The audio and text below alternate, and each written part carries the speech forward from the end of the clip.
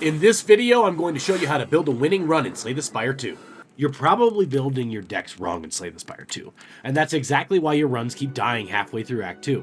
You think it's bad luck, bad relics, bad card rewards, bad fights, but most of the time, that's not what killed your run.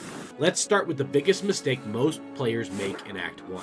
In Act 1, your deck is weak, your relics are limited, your scaling usually isn't there yet. So if you're taking slow setup cards, greedy scaling cards, or niche synergy cards that don't do anything yet, you're making your early fights harder for no reason. And early fights matter more than people think, because they decide how much health you have for the elites, how much freedom you have on the map, and whether your run has any momentum. So yes, take damage early. Take efficient cards. Take cards that give you immediate value. That doesn't mean every pick has to be boring. It just means your first priority is solving the game in front of you, not the deck in your imagination for the final boss. This is where a lot of runs go immediately wrong. You get offered a rare card early and your brain instantly goes, well, it's rare, so it must be good. Not always. A rare card can be strong and still be the wrong pick for your run. If it's expensive, awkward, slow, or needs support your deck doesn't have yet, then all you did was add a dead card instead of one that actually helps. And that's the trap.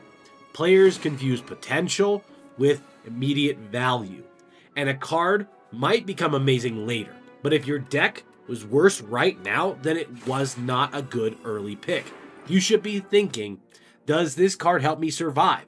Does it improve my next few fights? Does it fix a weakness I actually have? If the answer is no, skip the shiny bait. Once your deck can actually survive early fights, the next thing that starts separating good runs from bad ones is the consistency. And that's where your energy and card draw come in. A lot of players focus on what their cards can do individually, but what matters just as much is whether the deck can actually play the right cards on the right turn. And you can have strong cards and still lose if your turns are clunky, if your hand bricks, if you can't afford to play the most important stuff together, if good cards are sitting at the bottom of the deck while you're drawing filler. That's why energy is so strong. That's why draw is so strong. They make your deck function. Energy lets you have the big turns. Card draw helps you find your answers faster, and together they make your deck more reliable. Reliable decks win more than flashy decks. If your deck has damage, defense, scaling, and synergy, but it can't consistently access any of that stuff, then it's still a bad deck. So when you're making decisions mid-run, stop just thinking about power. Think about flow. Can this deck spend its turns well? Can it find the cards it needs? Can it actually convert all of these good cards into winning turns? If you're saying no to those things, then you need more card draw. You need more energy. That's what makes the decks actually work. This is the part people get backwards. They try to force synergies first and then hope the run gives them the support later. It should be the other way around. You survive early, you build consistency, and then once the run starts showing you a pattern, that's when you lean into it. This is where strong deck building gets really fun, because now you're not guessing anymore, you're reading the signals. Maybe the game is giving you discard pieces. Maybe it's giving you poison. Maybe it's giving you exhaust stuff, or orb support, or aggressive multi-hit cards, whatever it is. The point is, don't marry the first idea you see.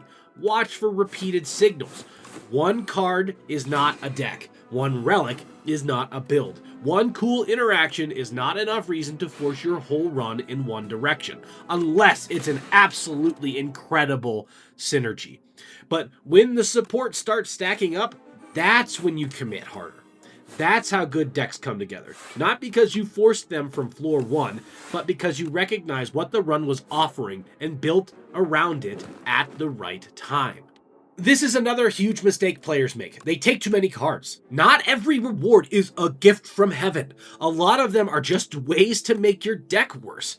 Every time you add a card, you lower the odds of drawing your best cards. You dilute your synergies. You make your turns less consistent. And if the card you added doesn't solve a problem, like strengthen a synergy or improve your consistency, then why is it in your deck?